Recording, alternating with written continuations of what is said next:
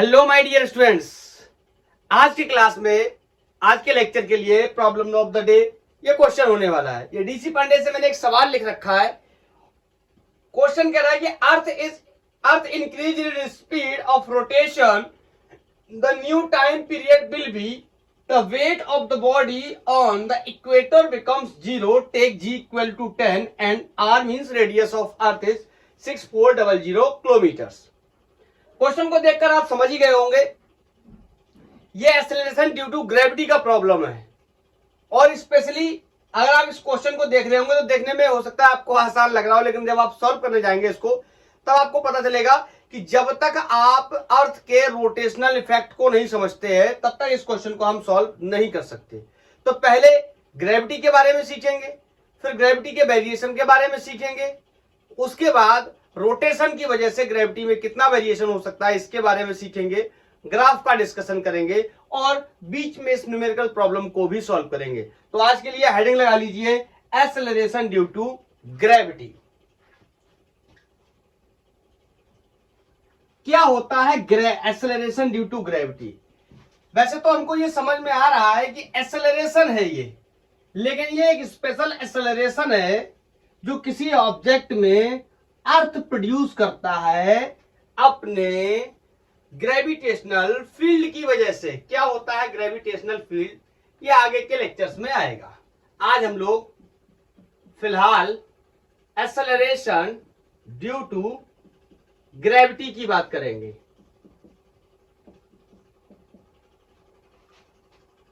मैं आपसे बोलूं, व्हेन एन ऑब्जेक्ट falls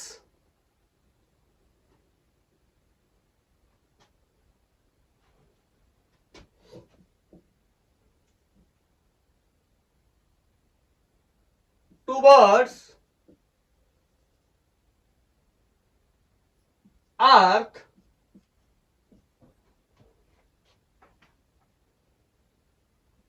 जब कोई ऑब्जेक्ट है अर्थ की तरफ गिर रहा है तो आपको पता है उस ऑब्जेक्ट में एक एक्सेलरेशन प्रोड्यूस हो जाएगा ग्रेविटी की वजह से, और उसी एक्सेलरेशन को हम एक्सेलरेशन ड्यू टू ग्रेविटी के नाम से जानते हैं। Towards the earth under gravity,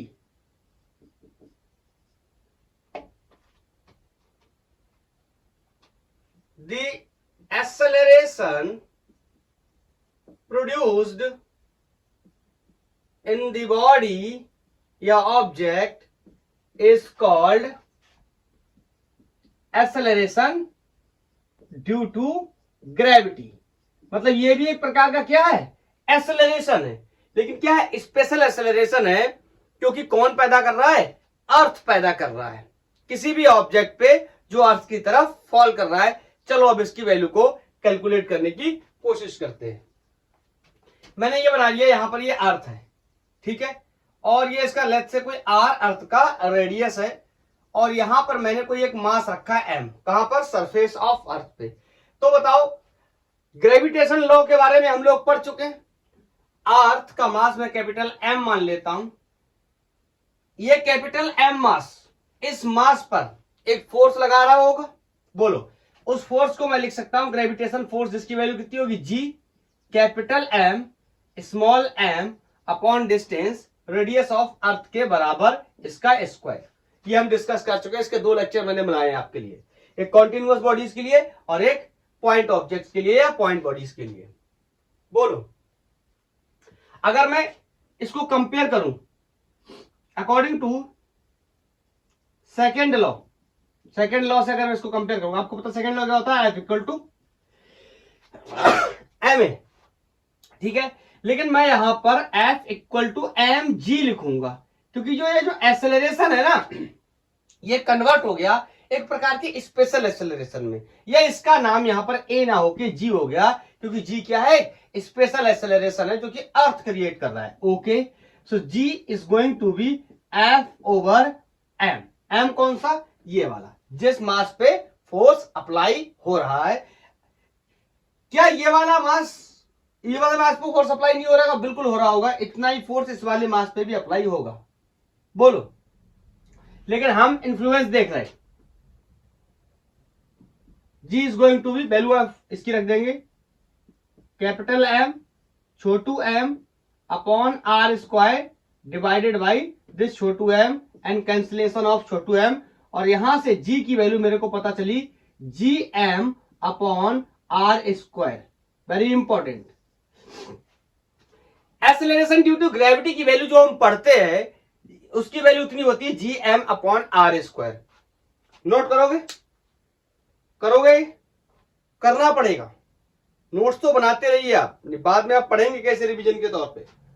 चलो मैं यहां पर आगे कुछ बताता हूं।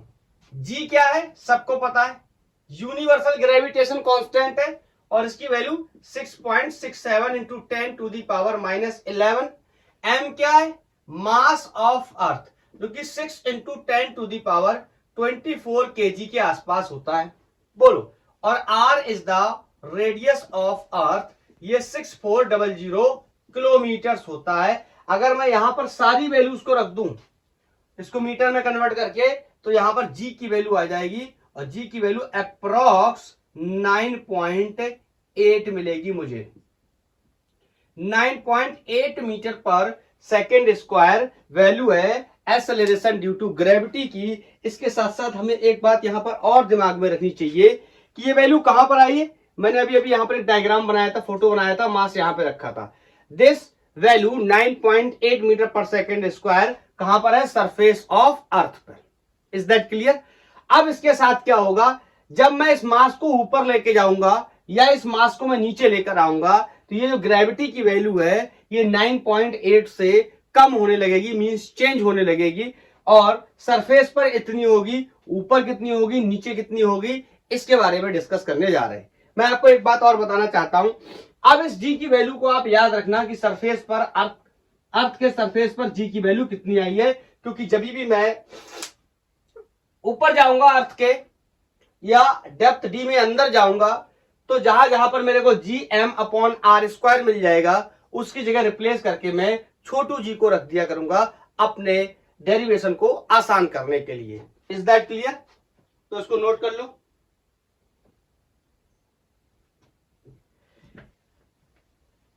अब हम वेरिएशन ऑफ जी को समझने वाले हैं कि एक्सेलरेशन ड्यू टू ग्रेविटी की वैल्यू किस तरीके से चेंज होती है अर्थ की सरफेस के ऊपर जाने पे और अर्थ की सरफेस के नीचे जाने पे। जिन लोगों ने पढ़ रखा है कि दोनों ही कंडीशन में जी की वैल्यू घटती है, तो उनसे एक सवाल है, जी की वैल्यू कब ज्यादा घटती है, ऊपर जाने पर या नीचे जाने पर? अगर आपको पता है तो सही है, नहीं पता है तो इस लेक्चर में आपको इसका आंसर भी मिल जाएगा। देखो, वेरिएशन इन जी, मैं कुछ आपको यहां पर छोटी छोटी बातें बता दूं जिनके बारे में हम लोग डिस्कस करेंगे। सबको पता है अर्थ is not a perfect sphere. Earth perfect sphere नहीं है। इनफैक्ट अगर मैं अर्थ के डायग्राम को बनाऊं इस तरीके से है, कहीं कहीं पर तो आप देख रहे हैं बिल्कुल फ्लैट है पोल्स पे, आपको पता है ना, इसको क्या बोलते हैं, इक्वेटर। इसको इक्वेटर बोलते हैं और इसको क्या बोलते हैं, पोल।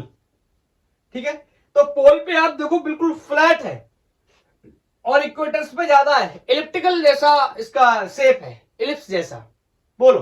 तो मैं कह सकता हूं कि परफेक्ट स्फीयर नहीं है। मैं ये कह सकता हूं it is flat at poles. बोलो, पोल्स पे कैसा दिख रहा है, फ्लैट दिख रहा है।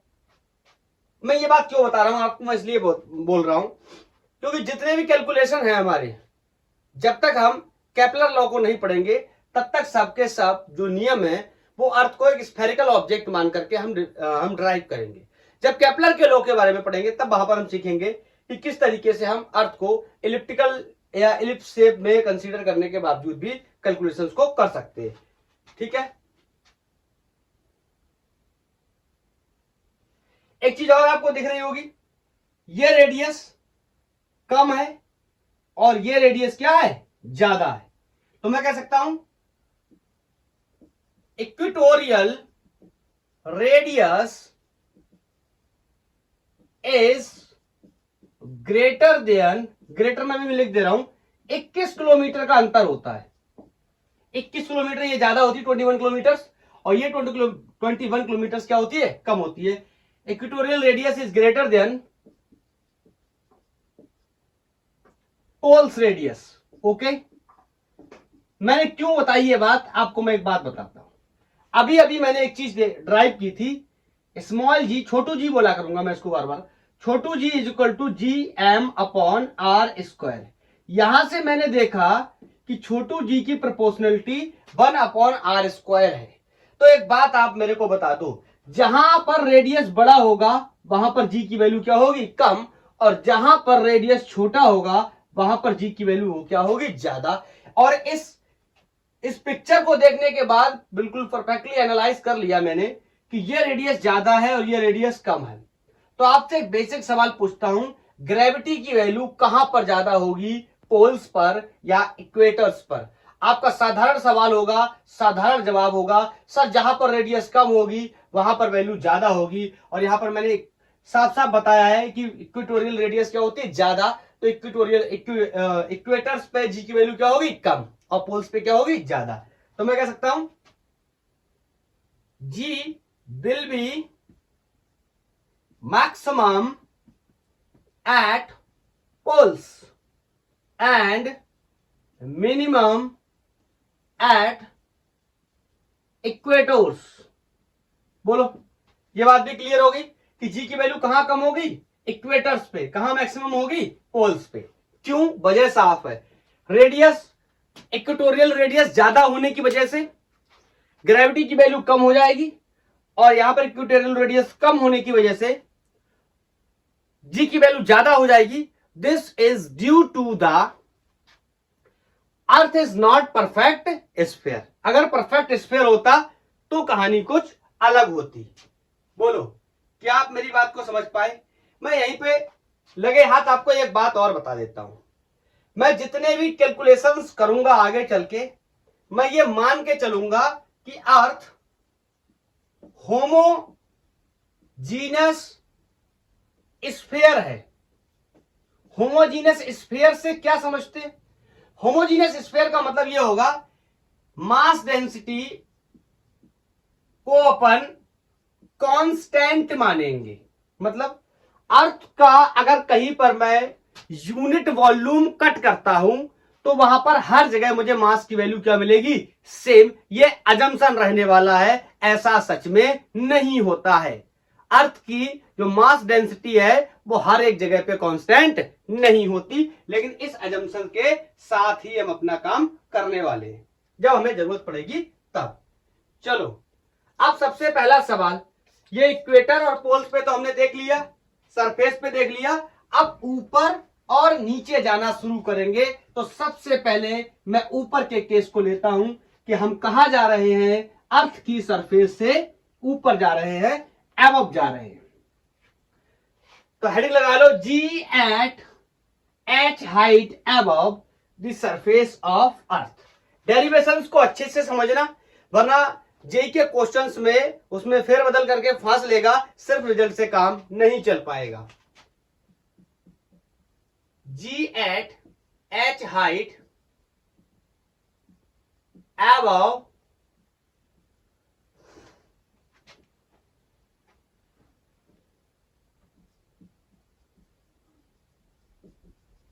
Surface of earth. समझना मेरी बात को बहुत अच्छे से। ये मेरे पास अर्थ है मेरे पास अर्थ नहीं बोल सकते, मैं अर्थ में हूं, लेकिन अज्यूम करने को तो कुछ भी कर सकते ना।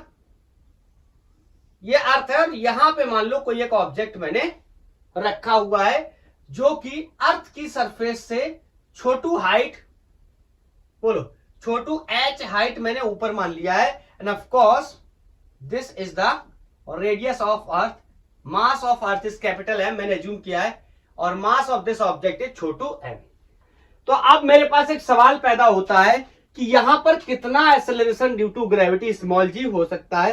मैंने कहा मुझे ये तो नहीं पता कितना होगा, लेकिन मैं एक बात जानता हूं कि अगर मैं इस पर फोर्स लिखने की कोशिश करूं, ग्रेविटेशनल फोर्स, जिसके बारे में मैं प्रीवियस लेक्चर से पढ़ता चला आ रहा हूं, उसकी वैल्यू G कैपिटल M छोटू m upon distance between the 2 point masses, and distance between the 2 point masses from centre to centre, यहां से और यहां तक की डिस्टेंस कितनी हो गई, R plus H to the whole square. इसमें किसी को कोई डाउट नहीं होगा। प्रीवियस केस में सरफेस पे रखा था, दैट्स वाई मैंने R स्क्वायर कर दिया, इस बार ऊपर चला गया और तो उसमें वो डिस्टेंस क्या हो गई है, ऐड हो गई है।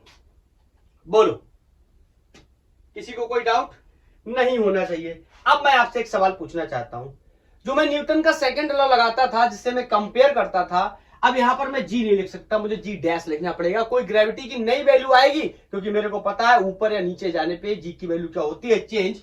तो मैं कह सकता हूं F equal to mg dash, कहां से, सेकंड लॉ से मैं कंपेयर कर लेता हूं इसको। बोलो, तो यहां से G dash is going to be F over छोटू m। मेरे मासेस में थोड़ा सा कंफ्यूजन रहता है, ये इस तरीके से मैं लिखता हूं ना कि मेरे एक जैसे हो जाते हैं, इसीलिए मुझे थोड़ा सही से लिखना पड़ता है। छोटा m बड़ा m, राइटिंग बहुत अच्छी है तो आपको पता ही है, अवार्ड भी मिलना चाहिए मुझे इस चीज पे, ये भी आपको पता है। चलो इस वैल्यू को रख देता हूं, G कैपिटल M छोटू m upon R plus H whole square and divided by this छोटू m, कैंसिलेशन ऑफ दिस छोटू m। आप एक चीज देख रहे होगे लगातार, आप लगातार एक चीज देख रहे होगे, प्रीवियस केस में भी मैंने जब ग्रेविटी की वैल्यू निकाली थी, जो छोटू मास कैंसिल हो गया था, अभी भी छोटू मास कैंसिल हो गया था। इसीलिए तो मैंने बोला था कि जब कोई ऑब्जेक्ट अर्थ की सरफेस की तरफ फॉल करता है, तो उस पर जो एक्सेलरेशन प्रोड्यूस करता है ग्रेविटी की वजह से, that is called acceleration due to gravity, और उसकी वैल्यू 9.8 मीटर पर सेकंड स्क्वायर आई थी। तो चाहे कोई भी ऑब्जेक्ट हो, चाहे मैसिव ऑब्जेक्ट हो या लाइटर ऑब्जेक्ट हो, जी की वैल्यू तो सब पे सेम लगने वाली है। ये तो बहुत ही बेसिक सेंस की बात है। मतलब मैं कुत्ते को छत पे चढ़ाऊं और हाथी को छत पे चढ़ाऊं और दोनों से कहूं कूद जाओ, तो कौन पहले गिरेगा कुछ लोग कहेंगे हाथी ना। अगर हाथी बोल रहा हो तो क्लास 9th में हो क्या है अभी भी? बोलो। हाँ, मैंने एयर रेसिस्टेंस को भी नेग्लेक्ट कर दिया इस समय। जो भारी होगा वो पहले गिरेगा ना, ना ना ना। जी की वैल्यू इंडिपेंडेंटली है, सबके लिए क्या है, सेम है। मास पे, उस ऑब्जेक्ट के मास पे डिपेंड नहीं करती जो फॉल कर रहा है। Is that clear? मुझे बताना चाहिए था, मैं भूल गया, मैंने यहाँ पे बता दिया। Is that clear? हाँ, अभी देखो यहां से जी डैश की वैल्यू मैं लिखने जा रहा हूं। जी डैश मेरा हो गया g capital M upon R plus H whole square. मैंने आपसे अभी अभी बताया था कि एक बात का इस्तेमाल कर लूंगा जब भी मुझे जरूरत पड़ेगी। मैंने स्मॉल जी की वैल्यू निकाली थी capital G M upon R square, तो यहां पर जी एम को हटा करके मैं जी आर स्क्वायर रख सकता हूं। ठीक है, पुट इन 1, इसको इक्वेशन 1 मान लो। तो यहां से g dash is going to be g m की जगह g r square, g m की जगह जी आर स्क्वायर रख दिया अपॉन आर प्लस एच का whole square. Is that clear? इतना नोट कर लिया? इसको हटा रहा हूं, इसको हटा के इधर बता देता हूं। चलो आगे देखो, g dash is equal to g r square. अगर मैं यहां से क्या करूं, आर स्क्वायर को कॉमन ले लूं बाहर, तो बोलो यहां कितना बचेगा, 1 प्लस, यहां नहीं है आर तो डिवाइड में चला जाएगा। Is that clear? ये आर से आर क्या हो गया, मर गया। So g dash is going to be G upon 1 plus H upon R का whole square. This is the value of acceleration due to gravity at the H height above. ये एक general relation है, लिख लेना इसको, more general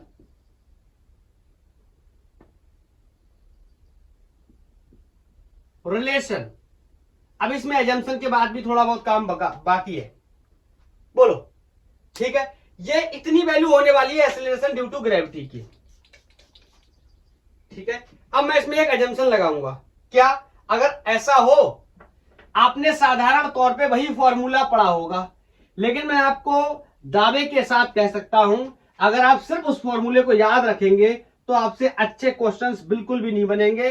क्योंकि approximation काम नहीं करेगा उन क्वेश्चंस में, तो आपको दोनों बातें पता होनी चाहिए।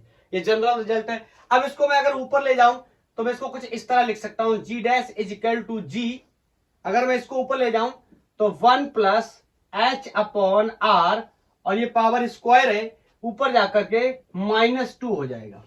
बोलो, अब मैं यहां पे एक एजम्पशन लगा रहा हूं, ध्यान से सुनना। एजम्पशन क्या है कि h बहुत ही छोटा है r से। अगर क्वेश्चंस में भी आपको ऐसा एजम्पशन दिखता है, मतलब अर्थ की सरफेस से 100 मीटर, 200 मीटर, 500 मीटर, 1 किलोमीटर ऊपर गए हैं, तो h क्या है, बहुत छोटा। क्योंकि मैं r की वैल्यू आपको यहां लिखकर बता देता हूं।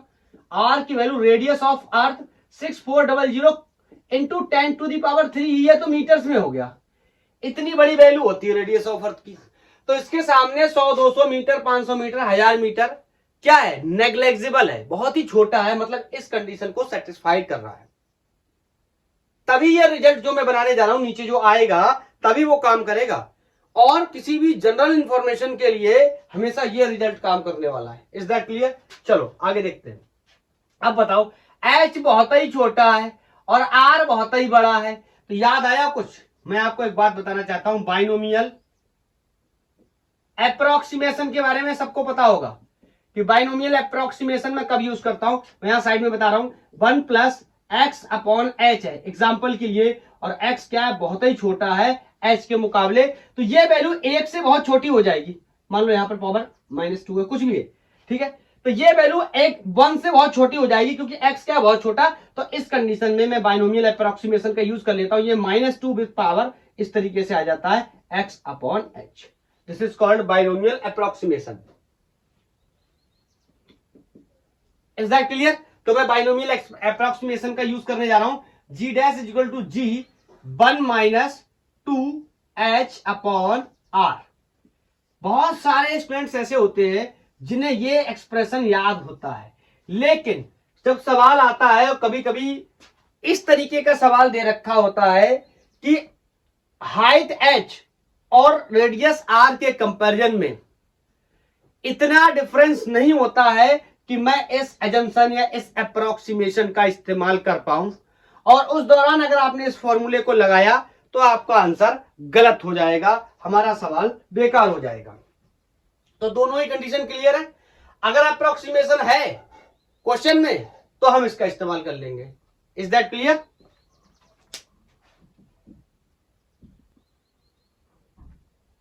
ठीक है, हटाओ इसको। अब नेक्स्ट टारगेट है हमारा, ऊपर की तरफ निकाल लिया मैंने कि सरफेस एच से ऊपर की तरफ जाऊंगा तो ये या फिर ये इतनी वैल्यू होगी, और आपको साफ साफ दिख रहा है कि जी की वैल्यू क्या हो रही है, घट रही है। ठीक है, अब देखो डी डेप्थ नीचे जाने पे, मतलब अर्थ के अंदर जाने पे क्या होगा। और एक बात मैं आपको और बता दूं, अभी जो मैंने फोर्स लिखा था उसमें मैंने कैपिटल जी, कैपिटल एम, छोटू M upon are plus H का होल स्क्वायर लिखा था। इस वाली कंडीशन में मैं इसका इस्तेमाल नहीं कर पाऊंगा, क्योंकि जब मैं अर्थ के अंदर चला जाऊंगा तो पूरा मास उसके अंदर नहीं आएगा। मैं क्या बोल रहा हूं समझने की कोशिश करते हैं। G at d depth below to the surface of earth, समझना, ये अर्थ है और इसका रेडियस यहां से मैं ऐसे मान लेता हूं ये कोई आर रेडियस है। मैंने एक मास को, छोटू एम को यहां से डी डेप्थ नीचे रख दिया सरफेस ऑफ अर्थ से। तो बताओ, अब मैं आपसे कहूं यही इतना ही तो फिर मेरे लिए सरफेस अर्थ बचा। ये बाहर की अर्थ से मुझे क्या लेना देना, जब मेरा ऑब्जेक्ट यहां पर आकर रख गया तो ये बाहर का मास कंट्रीब्यूट नहीं करेगा। इस बात का बहुत ज्यादा एक्सप्लेनेशन क्लास 12th में आपको मिलेगा। आप इलेक्ट्रोस्टैटिक्स में जब गाउस थ्योरम के बारे में पढ़ाई करेंगे तब आपको पता चलेगा कि गाउस थ्योरम की मदद से कैसे हम इस प्रॉब्लम को टैकल करते हैं। तब तक के लिए मैं आपको इतना बता दे रहा हूं, ये पूरे सरफेस का मास तो m था, लेकिन अब मेरे लिए तो इतना बचा, तो इसके लिए मास मैंने क्या मान लिया, m डैश। अच्छा, और आप मेरे को एक बात बताओ, ये मुझे तो ये डिस्टेंस लेनी पड़ेगी ना, इस डिस्टेंस से अब मेरा कोई लेना देना तो है नहीं, अब मेरे लिए तो इतनी डिस्टेंस रहेगी क्योंकि मास यहाँ पे रखा है, मेरे लिए अर्थ इतना रह गया। तो ये डिस्टेंस कितनी रह जाएगी, ये पूरी आर है और ये इतनी कितनी है डी, तो ये कितनी रह जाएगी, मैं यहाँ पर मेंशन कर दे रहा हूं R minus D radius. Is that clear? चलो मैं फोर्स लिखने चला, ध्यान से सुनना, जहां पे डाउट हो मेरे को रोकना। सर आपको कैसे रोकूं, आप तो वीडियो में हो। कोई बात नहीं, क्या मैं एम लिख सकता हूं? बिल्कुल नहीं लिख सकता, मुझे एम डैश लिखना पड़ेगा क्योंकि इस बार मैं अर्थ के अगर बाहर होता तो पूरा अर्थ गॉसियन सरफेस के अंदर आ जाता। नहीं समझ में आ रहा गॉसियन सरफेस वाली बात तो उसको इग्नोर कर दो। इतना मान के चलो, जब मैंने मास यहां रख दिया तो ये बाहरी मास से मेरे को कोई लेना देना नहीं है क्योंकि मैं अब अर्थ के क्या कर चुका हूं, अंदर एंटर कर चुका हूं। ठीक है, अब मेरे को इतना मास चाहिए। ठीक है, और मैंने आपको शुरुआत में ही एक बात बताई थी कि मैं क्या एज्यूम करके चल रहा हूं। मैंने शुरुआत में ये एजम्पशन आपको बता दिया था कि मेरा एजम्पशन क्या है, earth is a homogeneous sphere. इसका मतलब mass density is constant everywhere. बोलो, तो मैं मास डेंसिटी के कॉन्सेप्ट से इस स्मॉल एम को, सॉरी एम डैश को हटाने की कोशिश करूंगा, समझना। बोलो, अगर मैं जब अर्थ को पूरा लूं तो उसका पूरा मास एम कर लूं और ये वी, डेंसिटी क्या होगा, मास पर यूनिट वॉल्यूम, ये रो। तो बताओ, जब पूरा मास है तो उस दौरान वॉल्यूम भी पूरा होगा, 4/3 पाई आर क्यूब। क्या किसी को कोई डाउट? बिल्कुल भी नहीं होना चाहिए। उस समय अर्थ का रेडियस क्या मान के रखा मैंने, कैपिटल आर। लेकिन मेरी परिस्थिति अलग है, मास इस बार एम डैश रह गया तो वॉल्यूम भी वी नहीं रह जाएगा, वी डैश रह जाएगा। और इसको मैं यहां पे, चलो इसको इक्वेशन 1 लिख दे रहा हूं, इसको सॉल्व करके यहां डालूंगा तो यहां लिख दे रहा हूं। तो यहां से एम डैश, बोलो वॉल्यूम कितना रह जाएगा, 4/3। इस बार रेडियस कितना है, आर ना, इतना रेडियस बचा, इसकी वैल्यू कितनी है, आर माइनस डी का होल स्क्वायर। मेरे को ये पता है कि ये डेंसिटी और ये डेंसिटी क्या है, फिक्स है, कांस्टेंट है, क्योंकि मैंने ये एजम्पशन लगा करके काम कर रहा हूं कि अर्थ हर जगह क्या है, एक होमोजीनियस स्फीयर है। इसका मतलब हर जगह मास डेंसिटी क्या है, सेम। तो मैं इन दोनों चीजों को कंपेयर कर ले रहा हूं, मतलब capital M upon 4/3 pi R cube. मैं ऐसा क्यों कर रहा हूं, मैं एम डैश और एम में रिलेशन बना लूंगा, तभी मैं एम डैश को यहां से क्या कर दूंगा, रिप्लेस कर दूंगा। तो M dash upon 4/3 R minus D का होल स्क्वायर। यहां 4/3 से 4/3 मर गया और एम डैश की वैल्यू मुझे निकालनी है, मैं यहां पे रखने जा रहा हूं। तो इसको इधर मल्टीप्लाई मैंने कर दिया तो ये आ गया एम आर माइनस डी का। एक गलती यहां पर हो रही है, बहुत ही बेसिक गलती, मैं यहां पर दोबारा सही कर दे रहा हूं। R3 करना चाहिए, मैं आर स्क्वायर कैसे, अरे वॉल्यूम में रेडियस का क्यूब होता है, नॉट स्क्वायर। ओके, जैसे यहां पर क्यूब किया था तो यहां पर भी क्या हो जाएगा, क्यूब, बस। तो यहां पर भी क्या हो जाएगा, क्यूब। Is that clear? हाँ, यहां पर ये मल्टीप्लाई हो गया, ये वैल्यू हो गई एम डैश की। क्लियर है? एम डैश की वैल्यू कितनी है, कैपिटल एम इंटू रेडियस। कितना रेडियस है, दिस, आर माइनस डी का होल क्यूब और divided by capital R cube. ये आर क्यूब यहां पर बचाता है। क्लियर है? अब इसको क्या कर दो, पुट इन 1 कर दो। नोट कर लिया, कर लो। 1 2 3, जिन लोगों को ऐसा लेना मैं हट जा रहा हूं। 1 2 3 ले लिया, नोट कर लिया। ओके, इसको 1 में डालेंगे। इक्वेशन 1 में डालने के बाद यहां से फोर्स की वैल्यू रेडी हो जाएगी, F is equal to G। M dash की जगह में capital M R minus D to the whole cube over R cube. ये वैल्यू हो गई स्मॉल, सॉरी ये वैल्यू हो गई एम डैश की मल्टीप्लाई बाई छोटू M and divided by this R minus D whole square. Is that clear? अब आप देख रहे हो आर माइनस डी का टर्म जो कैंसिल हो रहा है उसको कैंसिल कर देंगे, तो ये क्यूब से ये पूरी वैल्यू कैंसिल हो गई। और यहां पर मैंने देखा तो वैल्यू आई है जी कैपिटल एम, ये छोटू एम, आर माइनस डी बचा ऊपर और नीचे बचा क्या, आर क्यूब। याद आया कुछ? कुछ याद आया? इसको देख के कुछ याद आया? आया? ओके, तो मैं लिख सकता हूं, यहां साइड में मेंशन भी कर दे रहा हूं जिन लोगों को, अगर जो लोग भूल गए हो small g capital G M upon r cube, कहां, at surface of earth, surface of earth पे इतनी वैल्यू होती थी, तो capital sorry f is equal to g छोटू एम आर माइनस डी। अब क्या करेंगे, वही पुराना टेक्निक, सेकेंड लॉ से कंपेयर कर देंगे, ठीक है। तो यहां पर एम छोटू जी डैश हो जाएगा, तो यहां से इसको साफ करके इधर लिख दे रहा हूं, g dash is going to be f over छोटू m, g dash is, force की वैल्यू ये रखी, ये ले रखी मैंने, जी छोटू m r minus D upon capital sorry छोटू एम।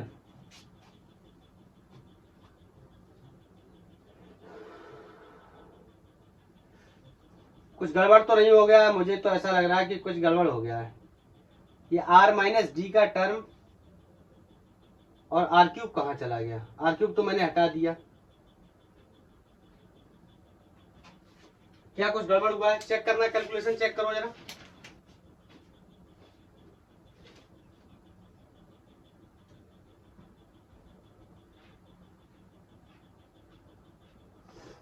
हाँ, एक मिस्टेक हुई है इसमें, ये आर क्यूब नहीं, यहां आर स्क्वायर चाहिए होता है, याद करो, मैं यहां लिख दे रहा हूं, छोटे जी की value G M upon are square होती थी, आर क्यूब नहीं, ठीक है। तो यहां पर एक आर नीचे रह जाएगा, बस ये मिस्टेक है, ठीक है।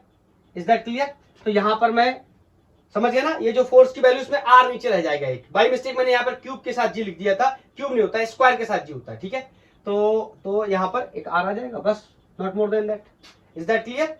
तो यहां से ये मास से मास मर गया, और g dash is equal to g r minus D upon r. अगर मैं इस आर को एलिमिनेट करना चाहता हूं तो मैं यहां से एक आर को कॉमन ले लूंगा, यहां बचेगा 1, यहां नहीं है आर तो डिवाइड में आ जाएगा आर अपॉन कैपिटल आर, ये आर से आर मर गया, और यहां पर g dash is equal to जी, इस रिजल्ट को मैं बड़ा करके यहां लिख देता हूं,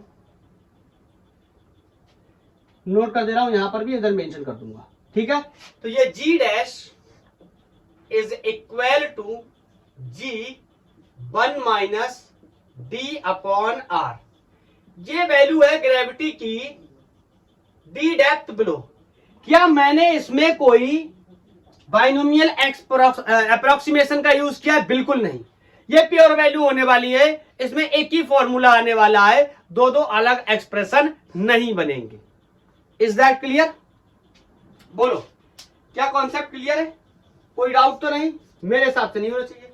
नोट कर लो, एसएस ले लो, हट जाऊं, ले लो, 1 2 3 डन, ओके।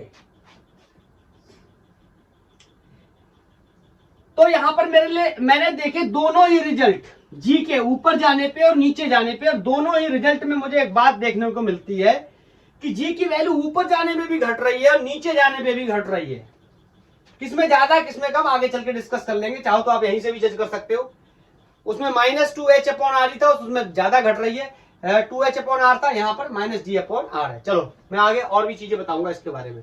अब मैं आपको एक यहाँ पर नोट पॉइंट बताना चाहता हूं, क्या हो अगर d इक्वल टू आर हो जाए, d इक्वल टू आर, तो जब मैं इस एक्सप्रेशन का यूज करूंगा g 1 माइनस डी की जगह क्या रखूंगा, r अपॉन r, तो ये बोलो g डैश की वैल्यू कितनी आई, 0। d इक्वल टू आर का क्या मतलब है समझना, ये रेडियस है, यहां पर कोई मैंने ऑब्जेक्ट रखा था, ठीक, ये रेडियस r पे, मैं इसको नीचे ला रहा था, कम करते करते करते करते करते करते, और मैंने r इक्वल टू डी कर दिया, इसका मतलब ये कहां आ गया, सेंटर पर। मैं कह सकता हूं एट सेंटर ऑफ अर्थ। बोलो, तो मैं कह सकता हूं जी, ऐसे लिख रहा हूं, gravity will be 0 at centre of earth. क्या आप ये बात समझ पाए कि अर्थ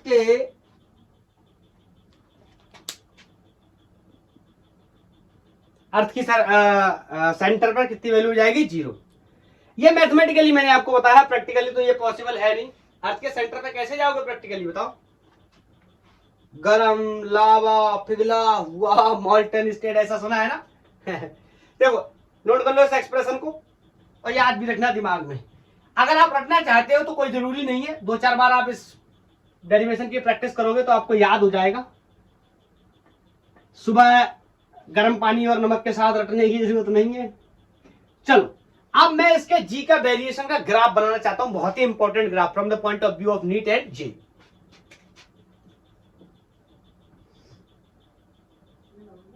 variation of g with r का मतलब है कोई डिस्टेंस, चाहे अंदर या बाहर। मैं दोनों फॉर्मूले लिख लेता हूं, अंदर वाले के लिए बाहर वाले के लिए भी, और बाद में मैं यहां पर एक ग्राफ प्लॉट करूंगा। उस ग्राफ को आपको बहुत ही अच्छे से समझना है। मैंने बोला इंपॉर्टेंट है, काफी ज्यादा डिमांड में रहता है। चलो मैं इस बार डिस्कस करने जा रहा हूं for R is less than equal to capital are. मतलब ये कहानी कहां की है? Inside the earth. समझ गए? अर्थ के अंदर की कहानी है। बाहर के लिए कह दूं तो मैं ऐसे लिख सकता हूं फॉर आर क्या हो जाए? ग्रेटर देन और इक्वल टू कैपिटल आर। मतलब ये आउटसाइड दी अर्थ, ये स्टोरी आउटसाइड दी अर्थ है। चलो अब समझते हैं, दोनों एक्सप्रेशन को यहां मेंशन कर दे रहा हूं। G dash is equal to g 1 minus D upon r. मैं इसको थोड़ा सा सॉल्व कर लेता हूं। तो यहां पर R minus D upon R ऐसा हुआ। मैं यहां पे बोल दे रहा हूं आर माइनस डी को मैं छोटू आर मान लेता हूं आसानी से समझने के लिए। तो यहां पर मेरे को एक चीज देखने को मिलती है, जी डैश इज इक्वल टू जी, ये क्या बन गया? छोटू आर अपॉन बड़ू आर।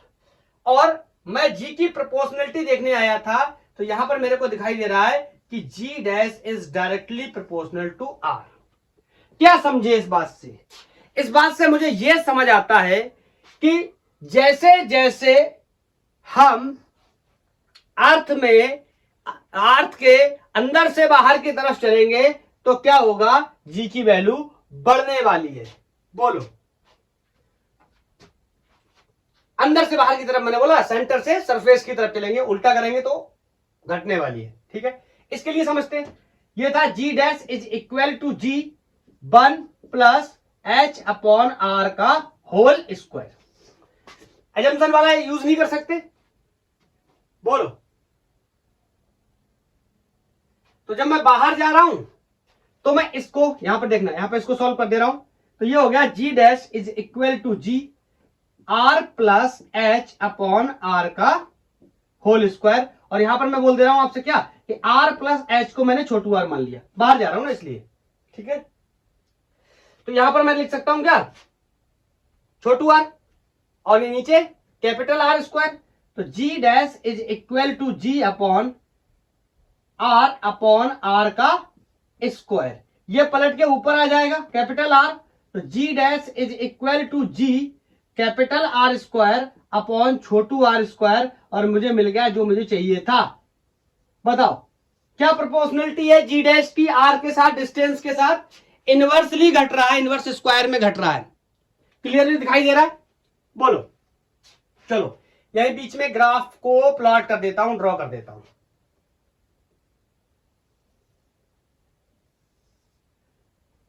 ये जी डैश या जी वर्सेस डिस्टेंस ग्राफ। एक सेकेंड, इसको थोड़ा सा इधर शिफ्ट करूं तब ज्यादा ठीक रहेगा। जी या जी डैश आर। अब आप मेरे को एक बात बताओ, मैंने मान लिया यहां पर ग्रेविटी 0 है। कहां पर मानते थे अपन ग्रेविटी 0 है? एक ही जगह 0 हो सकती, कहां पर? सेंटर ऑफ अर्थ पे।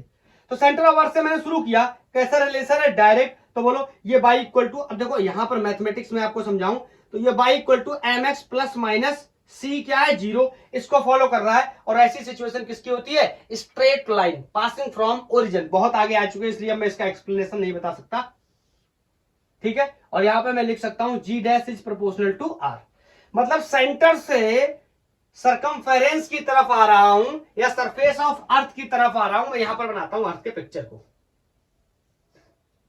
यहां से यहां पर 0 थी, मैंने चलना शुरू किया, जी की वैल्यू कर रही बढ़ रही बढ़ रही बढ़ रही, कहीं ना कहीं जाकर तो मैक्सिमम होगी। कहां पर, सरफेस ऑफ अर्थ पे मैं जैसे ही पहुंचूंगा वहां पे जी की वैल्यू मैक्सिमम हो जाएगी, जो कि 9.8 के अप्रोक्सीमेट बराबर हो जाएगी। तो मैंने मान लिया यहां पर अब ये वैल्यू मैक्सिमम हो चुकी है, और यहां पर मैंने छोटू आर को नाम दे दिया कैपिटल आर के बराबर। मतलब ये कहानी कहां की है, कहां की है, बोलो बोलो बोलो, एट सरफेस ऑफ अर्थ। ये अर्थ के सरफेस की कहानी है। अब जैसे ही मैं इससे बाहर निकलूंगा अर्थ से, बोलो क्या होगा, जी की वैल्यू घटना शुरू हो जाएगी। कैसे, ऐसे। तो ये ग्राफ कुछ इस तरह, क्लियर। तो यहां पर जी डैश या g is proportional to 1/r square, clear. This is the gravity versus distance graph, अंदर जाने के लिए और ये बाहर जाने के लिए। जब सेंटर ऑफ अर्थ से मैं सरफेस की तरफ बढ़ता हूं तो जी की वैल्यू लगातार बढ़ती रहती है, और बढ़ते बढ़ते कोई चीज बढ़ रही है, कोई चीज बढ़ रही है, तो एक ना एक दिन तो मैक्सिमम होना है ना, बढ़ते बढ़ते मैक्सिमम। या उल्टा बोलूं, कोई चीज घट रही है तो घटते घटते एक दिन 0 भी होना है, बोलो।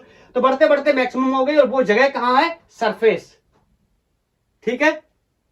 और उसके बाद जैसे मैं बाहर निकला अर्थ से, ग्रेविटी की वैल्यू क्या होने लगी, कम होने लगी। कितनी कम होने लगी, एक्सप्रेशन हम लोग ड्राइव कर चुके हैं। क्या समझ गए, जी के बारे में ऊपर और नीचे जाने में कोई डाउट तो नहीं, मेरे हिसाब से होना भी नहीं चाहिए। बिल्कुल बेसिक तरीके से हमने समझा है, बहुत ही इजीली।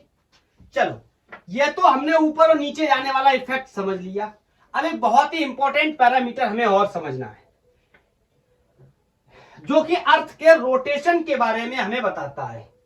अब हमें पता है अर्थ रोटेट भी कर रही है दो तरीके से, एक अपने ओन एक्सिस के अबाउट और एक अर्थ के चारों तरफ, सॉरी सन के चारों तरफ। तो अर्थ के एक्सियल रोटेशन की वजह से जी में किस तरीके का इफेक्ट पड़ेगा, ऑफ कोर्स कम होगा। कैसे, आगे चल के सीखेंगे किस तरीके से कम होगा, इसके बारे में मैं आपको बताऊंगा। तो हेडिंग लगा लो, axial rotation of Earth. Axial rotation of Earth का मतलब, मैं यहां पर पिक्चर बना रहा हूं, ये अर्थ है और यहां पर मैंने इसका इस तरीके से एक्सिस ऑफ रोटेशन बना दिया, और ये कोई ओमेगा एंगुलर वेलोसिटी से रोटेट कर रहा होगा। ये वो कहानी है दिन और रात वाली, जो क्वेश्चन मैंने हुक किया था पहले, वो यहीं से सॉल्व होगा। पहले इसके कॉन्सेप्ट को पढ़ेंगे, फिर क्वेश्चन को सॉल्व करेंगे। अब समझना है मेरी बात को ध्यान से। मैं मान ले रहा हूं कि यहां पर कोई एक मास रखा हुआ है जिसकी वैल्यू छोटू एम है, ठीक है। आप चाहो तो मास न मानो, इसी में एक पार्टिकल ही काट लो डीसी पांडे के हिसाब से, तो भी कोई प्रॉब्लम नहीं है। अगर ऐसे मास रख लो एससी वर्मा सर के हिसाब से, तो भी कोई बात नहीं है। डीसी पांडे सर ने क्या किया है, यहीं पे एक पॉइंट काट लिया है, तो भी कोई प्रॉब्लम नहीं है। एससी वर्मा कह रहे हैं कि मास ही रख लो, तो भी कोई प्रॉब्लम नहीं। क्यों, क्योंकि अर्थ का फ्रेम कैसा है, नॉन इनर्शियल है, और हम उसमें बैठे हुए, तो हमारे लिए अर्थ क्या है, एक स्टेशनरी ऑब्जेक्ट है, क्योंकि अर्थ के और मेरे बीच में कोई रिलेटिव मोशन नहीं है। तो चाहे तो मैं कोई पार्टिकल रख लूं, मास रख लूं, जैसे मान लो ये मार्कर मैं अपनी आंखों के सामने रख लूं, तो ये मार्कर मेरे लिए क्या है, परमानेंट रेस्ट पे है। जबकि एक्चुअल में अगर मैं बाहर से देखूं अर्थ के, तो ये क्या करेगा, रोटेट करेगा अर्थ की एंगुलर वेलोसिटी के साथ। लेकिन चूंकि मैं अर्थ के फ्रेम में हूं, नॉन इनर्शियल फ्रेम में हूं, तो मैंने यहां पर अगर ये मास रख भी लिया तो मैं इसको स्टेशनरी कंसीडर कर सकता हूं according to the SC Verma. और ना रखूं ये मास तो अर्थ के सरफेस पे ही कोई एक पार्टिकल काट लूं, तो वो भी परमानेंट रेस्ट पे रहने वाला है according to the DC Pandey. Is that clear. चलो अब अपनी कहानी को हम शुरू करते हैं। मैं आपको यहां पर एक दो बातें छोटी छोटी और बताना चाहता हूं। अर्थ तो घूम रहा है इस तरीके से, तो ये मास भी कुछ इस तरीके से सर्कल करेगा, सर्कल बनाएगा इस तरीके से, बोलो। तो जब ये सर्कल बनाएगा तो इसका भी अपना कोई एक रेडियस होगा आर। और अगर मैं बात करूं, ये कोई होगा अर्थ का रेडियस, बोलो। और इस मास को जहां पर मैंने माना है, इसको मैं किसी एंगल पे एज्यूम करने वाला हूं। तो लेट्स से मैंने बोल दिया कि यहां से कोई थीटा एंगल बना हुआ है। Is that clear? तो पहले मैं इसको थोड़ा सा एक्सप्लेन करके बताता हूं। Let us consider a particle of mass Chhotu m at rest। बोलो, मैंने रेस्ट पे इसको कंसीडर किया हुआ है। On the surface of earth at an angle theta. जो भी मैंने माना था वो मैंने आपको यहां पर मेंशन कर दिया, at an angle theta. Theta angle पे कोई मास मैंने मान के रखा है जो कि रेस्ट पे है, क्योंकि मैं उसके अंदर हूं, नॉन रेस्टेड फ्रेम में हूं, इसलिए मैंने उसको क्या माना, रेस्ट। यहां पर एक और इंपॉर्टेंट बात निकल करके आती है। इंपॉर्टेंट बात ये निकल के आती है, जब ये अर्थ रोटेट कर रहा है और ये मास इसमें रखा है मेरे रिस्पेक्ट में, क्योंकि मैं अपनी फोटो भी बना दे रहा हूं, बहुत सुंदर तो नहीं हूं लेकिन बना दे रहा हूं, ठीक है। तो ये मेरे को रेस्ट पे दिखाई देगा। तो ये कॉन्सेप्ट मैं आपको बताता हूं। मैंने आपको सूडो फोर्स के बारे में बताया हुआ है। अगर आप जानते हैं सूडो फोर्स के बारे में, वेरी वेल, वेरी गुड। अगर आप नहीं जानते हैं और आप इंटरेस्टेड है सीखने में, तो आप YouTube पे टाइप कर सकते हैं pseudo force by gangwar physics. आपको वहां पर एक लेक्चर मिल जाएगा और मेंस, जेई मेंस और नीट वगैरह के एडवांस वगैरह के क्वेश्चंस भी मिल जाएंगे। मैंने किस तरीके से सूडो फोर्स का कॉन्सेप्ट यूज करके सॉल्व किया है। जैसे एग्जांपल के लिए मैं आपको बताता हूं, अपन एक कार चला रहे हैं और वहां पर एक बॉब है, अपने कार्स में कुछ न कुछ अपना बांध लेते ना, लटका लेते, भगवान की कुछ लोग फोटोज भी लगा लेते हैं पेंडल टाइप से। तो वो क्या करता है, इस तरीके से ऑसिलेट करता है, तो उस पर कितना सूडो फोर्स लगेगा उसके बारे में भी कैलकुलेशन है। एक एग्जांपल मैंने आपको बताया। तो बताओ, अब इस पिक्चर को ध्यान से देखना, मैं कुछ बातें बताने जा रहा हूं। ये पार्टिकल एम तो घूमेगा ही सर्कुलर पार्टिकल सर्कुलर पाथ में, तो इस पे कितने फोर्सेस एक्ट कर रहे होंगे। अगर मैं फोर्सेस की बात करूं according to the SC Verma sir, तो वो कहेंगे एक फोर्स सेंटर की तरफ लगेगा, एक फोर्स बाहर लगेगा, जिसे हम सूडो फोर्स के नाम से भी जानते हैं। बोलो, और अगर मैं ग्रेविटी के पॉइंट ऑफ व्यू से बात करूं तो भी बहुत आसान है, समझना कैसे। बोलो, यहां पर अंदर की तरफ, सेंटर की तरफ जी काम कर रहा होगा, अर्थ के सेंटर की तरफ। बोलो, हर पार्टिकल को अर्थ अपनी तरफ अट्रैक्ट करता है, सेंटर की तरफ अट्रैक्ट करता है with the acceleration that is called acceleration due to gravity and value small G which is equal to capital G M upon are square and the numerical value is 9.8। Is that clear? अब चूंकि इस पे pseudo force लग रहा होगा, अब मैं इसकी पिक्चर को हटा दे रहा हूं, आप बना लेना। अब मैं इसकी पिक्चर को हटा दे रहा हूं, तो बताओ, सूडो फोर्स लग रहा होगा, कोई भी फोर्स हो, सूडो फोर्स है तो F equal to ma means उसमें भी एक एक्सेलरेशन होगा। बोलो, तो उसमें जो एक्सेलरेशन होगा वो कुछ इस तरह होगा। Is that clear? कितना एक्सेलरेशन होगा, चलो मैं इस फोर्स से समझाता हूं आपको। F equal to mb square upon r, ये वैल्यू होगी सूडो फोर्स की। अब आपको यही क्यों, क्योंकि सर्कल में मोशन कर रहा है, इस वजह से। Is that clear? और सर्कुलर मोशन के कॉन्सेप्ट से या एंगुलर मोशन के कॉन्सेप्ट से मुझे ये पता है v equal to R omega होता है। मैं प्लेस करने जा रहा हूं, आर को कैपिटल रख दे रहा हूं क्योंकि रेडियस ऑफ अर्थ को अपन कैपिटल ले रहे हैं। तो यहां से m R square omega square upon R capital R, cancellation of R and this is m R omega square. Compare करेंगे तो पता चलेंगे ये है एक्सेलरेशन। अरे F equal to M G या एम ए, तो कंपेयर करेंगे पता चलेगा R omega square is the acceleration. और यहां पर कौन सा एक्सेलरेशन है, अर्थ के द्वारा क्रिएट किया गया एक्सेलरेशन, स्पेशल एक्सेलरेशन, इसको मैंने मान लिया आर ओमेगा स्क्वायर।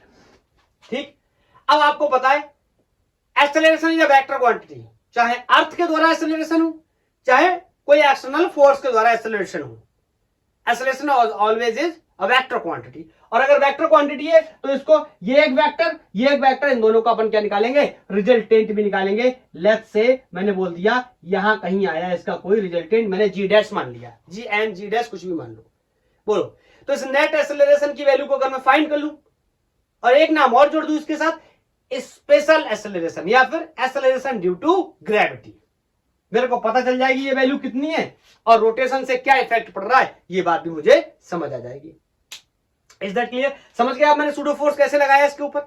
चलो अब मैं इस कैलकुलेशन को हटा देता हूं और वेक्टर लॉ ऑफ एडिशन से इसको जोड़ करके निकालने की कोशिश करते हैं। मैं इस पिक्चर को बाहर निकाल लूं तो आपको एक बात बताना चाहता हूं, एंगल भी मुझे लेना पड़ेगा ना, इस एंगल से तो मेरा काम चलेगा नहीं, हमें चाहिए होता है angle between two vectors.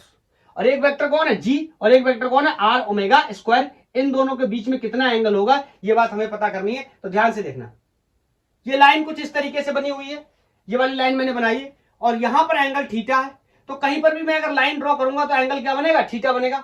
Is that clear? तो ध्यान से सुनना मेरी बात को, अगर मैं इसी को आगे ऐसे कैरी कर दूं तो यहां से भी अगर मैं एक लाइन बनाऊं तो ये एंगल कितना बनेगा? थीटा। और बोलो मुझे चाहिए कौन सा? ये वाला, तो ये कितना बचा? 180 minus theta. Is that clear? ये स्ट्रेट लाइन पे एंगल कितना होता है? 180, जिसमें से थीटा निकल गया तो कितना बचा? 180 माइनस थीटा। चलो अब मैं बना ही देता हूं इसको।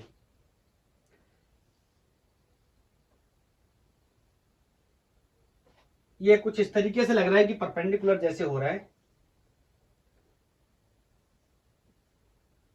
Are omega square and this is g. मैंने माना इन दोनों का रिजल्टेंट यहां कहीं आएगा और नाम दे रखा है मैंने जी डैश और the angle is 180 minus theta.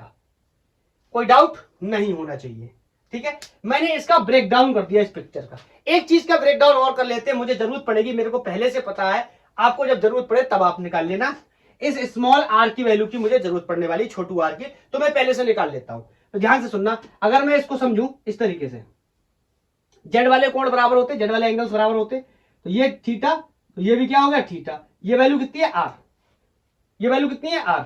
और ये वैल्यू कितनी? कैपिटल आर, ये वाली वैल्यू। बोलो तो अगर मैं यहां से आपसे बोल दूं ये एंगल क्या हो गया? थीटा। समझ गए? इसको हटाऊं तो यहां पर मैं ऐसा ट्रायंगल बना ले रहा हूं, ये कुछ इस तरह, ये एंगल थीटा, ये डिस्टेंस आर, ये कैपिटल आर, और मेरे को इन केस आर निकालना है और ये वाला पता है, तो इस कंडीशन में मैं कोसाइन का इस्तेमाल कर सकता हूं, कॉस थीटा का। कॉस थीटा क्या होता है? Base upon hypotenuse. इसको भी फांस लेगा, इसको भी फांस लेगा, और मुझे जो चाहिए वो दे भी देगा, और पता कौन है? ये परपेंडिकुलर मुझे पता नहीं है।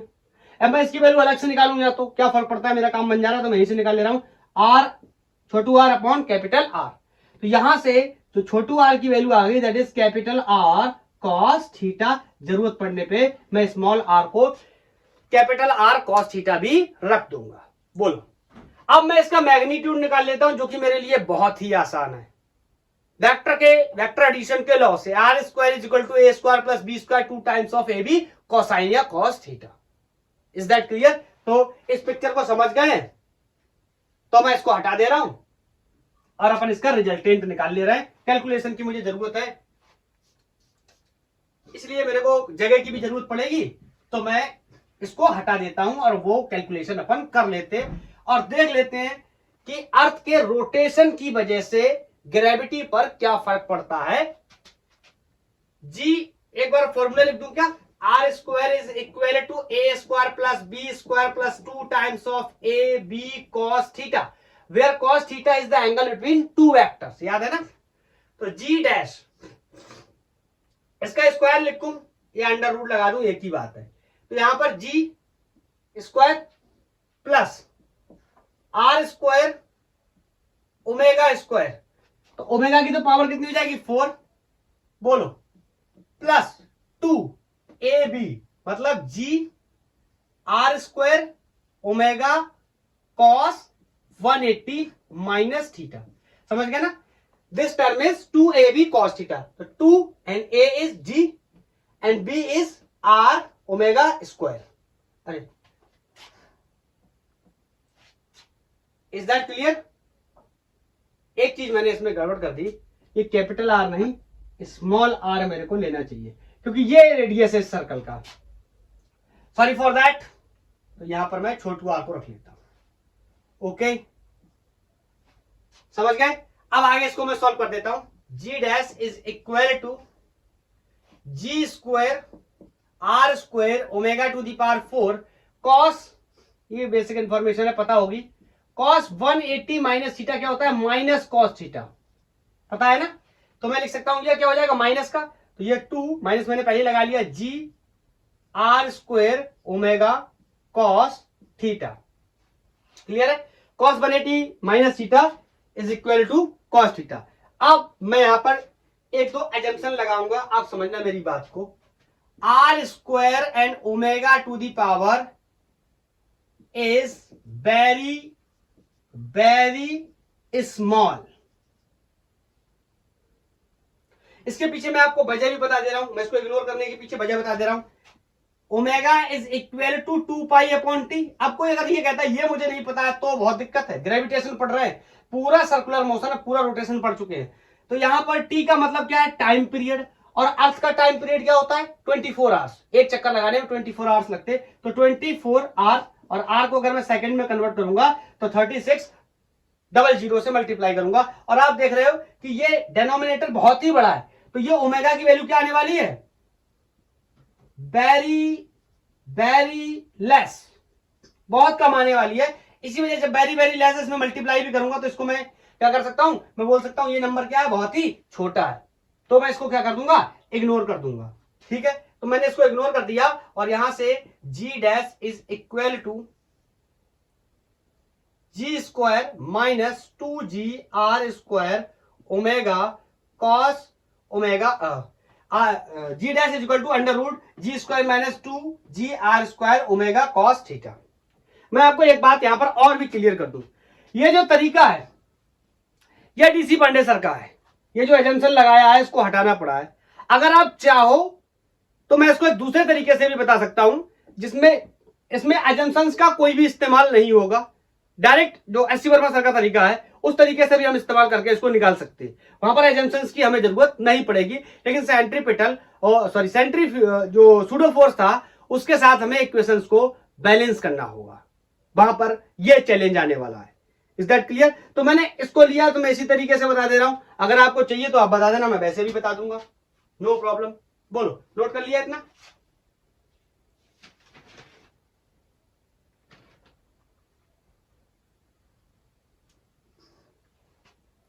हो गया नोट? चलो अब मैं यहां पर स्मॉल आर की वैल्यू को डाल देता हूं। इसको कोई इक्वेशन एक बना लो। Put r equal to capital r cos theta in 1। In equation 1 में रखने चला मैं। G dash is going to be g square minus 2R। इस छोटू आर की जगह कैपिटल आर स्क्वायर हो जाएगा और उसके साथ में कॉस थीटा। ये पता नहीं, ये आर स्क्वायर नहीं आर है। हाँ ये देखो, ये आर है, ओमेगा पे स्क्वायर होना चाहिए था। तो यहां पर आर कॉस थीटा, तो ये कॉस थीटा ये भी है, तो 2 कॉस थीटा हो जाएंगे, मीन्स स्क्वायर हो जाएगा। ये सब तो बेसिक बात है ना भाई, मिस्टेक लिख गया था वो। ठीक है, और स्मॉल आर की जगह मैंने क्या लिख दिया? Capital r cos theta. एक कॉस थीटा पहले से, तो कॉस स्क्वायर थीटा हो गया। बोलो, इसको हटा रहा हूं नीचे को मैं, इसको हटा रहा हूं। अब अगर मैं इसमें से जी स्क्वायर को कॉमन ले लूं, बोलो, एक लाइन बढ़ा दे रहा हूं। अच्छा, इसकी पावर पहले मैं एक बार कॉमन ही कर लेता हूं पहले। तो जी स्क्वायर को मैंने कॉमन ले लिया, अंदर बचा 1, यहां बचा 2। बोलो, यहां जी स्क्वायर कॉमन गया तो एक जी तो चला गया, एक जी था नहीं, तो डिवाइड पहले जी से कर लेता हूं। बोलो, तो यहां क्या हो जाएगा? R omega cos square theta. Is that clear? और इसके ऊपर मैंने क्या लगाया हुआ? रूट। अब मैं रूट को हटा रहा हूं, इसको बाहर निकाल ले रहा हूं। ठीक, और यहां पर मैं इस तरीके से इसको लिख रहा हूं 1 माइनस 2 R omega cos square theta upon G to the power half. अब अभी अभी मैंने आपको बताया था कि omega is very very small. तो ये वाला फंक्शन क्या है? वेरी वेरी स्मॉल है। क्लियर? अगर ये ऊपर वाला फंक्शन बहुत छोटा है, नीचे वाला फंक्शन बहुत बड़ा है, मैं फिर से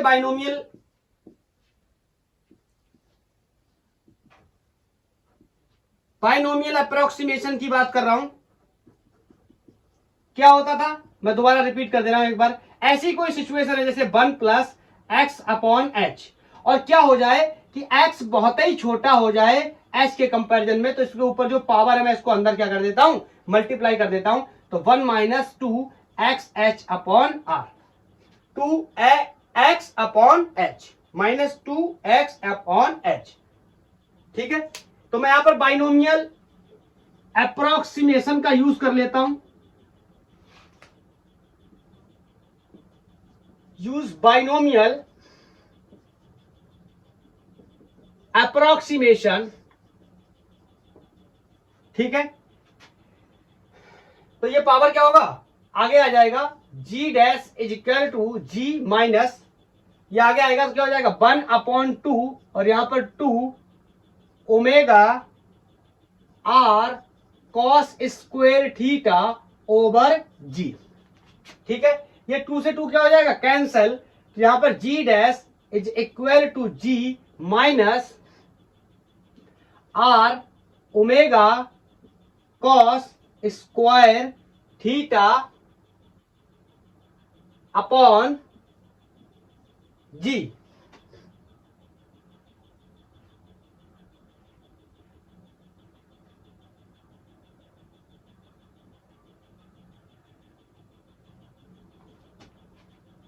बोलो,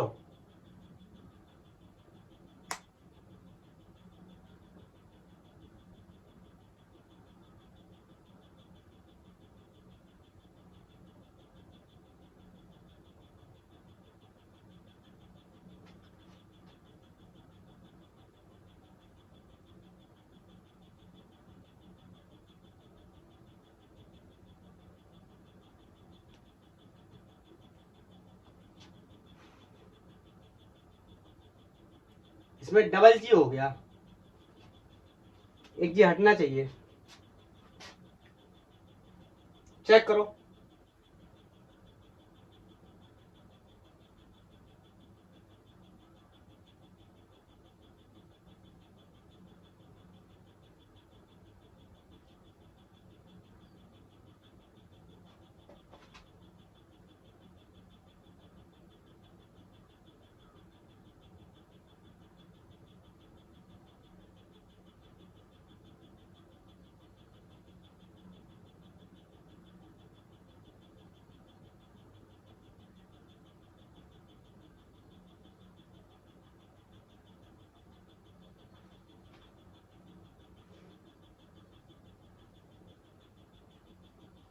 ये जी का मल्टीप्लाई करना है अंदर, यहां से यहां पर जी, और इस फंक्शन में भी जी, इस फंक्शन में भी तो जी, तो जी से जी कैंसिल, समझे। इस जी के जब अंदर मल्टीप्लाई करूंगा यहां पर g minus this function square, sorry this function into g, cancellation of this g. Situation समझ गए ना, ये बाहर था, अंदर मल्टीप्लाई किया था मैंने, तो g dash is equal to ji minus are omega cos theta.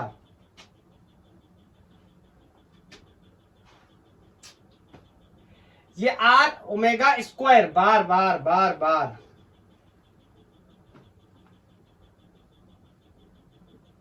ठीक है, पीछे भी ओमेगा स्क्वायर कर लेना जहां पर भी जरूरत पड़े। शुरुआत से चल रहा है ना ओमेगा स्क्वायर, तभी तो ओमेगा का जब स्क्वायर किया तो उसकी पावर 4 हो गई थी, याद आया। ठीक है, तो ये वैल्यू आ गई एक्सेलरेशन ड्यू टू ग्रेविटी की वैल्यू, अर्थ के रोटेशन की वजह से ये इफेक्ट पड़ेगा। और यहां पर भी देखने को मिल रहा है कि जी की वैल्यू क्या हो रही है, कम हो रही, क्यों, कोई ना कोई वैल्यू जी में से क्या हो रहा है, घट रहा है कोई ना कोई नंबर। Is that clear. चलो इसके दो स्टैंडर्ड देख लेते हैं, नोट करना है कर लो, 1 2 3 रोटेट, ओके।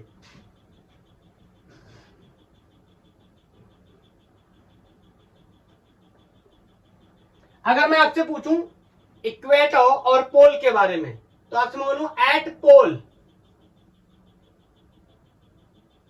या एट इक्वेटर, एक एक करके देखते हैं। एट इक्वेटर देख लो पहले, इक्वेटर पे जाऊंगा, यहां पर फोटो बना दे रहा हूं, बोलो एंगल कितना लेंगे 0 डिग्री। Is that clear. तो g dash is equal to ji minus are omega square. अरे कॉस 0 की वैल्यू 1 होती है, इतनी वैल्यू होगी इक्वेटर पर। और अभी अभी थोड़ी देर पहले मैंने आपको बताया था कि इक्वेटर पर जी की वैल्यू कम होती है और पोल पे जी की वैल्यू क्या होती है, ज्यादा होती है। यहां से क्लियर हमें समझ में भी आ जाएगा। और मैं बोलूं एट पोल, तो जी एट पोल बोलूं, और आपको पता है पोल पे एंगल कितना 90 डिग्री, और cos 90 की वैल्यू कितनी होती है, 0। मतलब ये वाला टर्म क्या होने वाला है, 0। तो g dash is going to be g. बताओ, यहां पर g dash equal to ji minus something घट रहा है, और g dash is equal to g. तो यहां से फिर से पता चला जी की वैल्यू इक्वेटर पर कम होती है और पोल पर क्या होती है, ज्यादा। रोटेशन इफेक्ट की वजह से भी इक्वेटर पे वैल्यू कम हो रही है, और इक्वेटोरियल रेडियस ज्यादा होने की वजह से भी जी की वैल्यू कम हो रही है इक्वेटर पर। ओके, तो दो रीजन है इक्वेटर पर जी की वैल्यू कम होने के लिए। Is that clear? चलो, सारी चीजें हम लोगों ने डिस्कस कर ली। अब धीरे धीरे कुछ सवालों के बारे में डिस्कस करना शुरू करते हैं। जो क्वेश्चन मैंने लिया था उसको मैं एक क्वेश्चन के बाद करा देता हूं। पहले मैं एक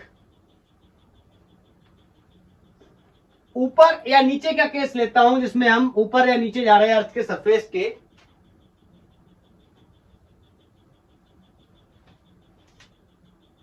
पहला क्वेश्चन डीसी पांडे से, assume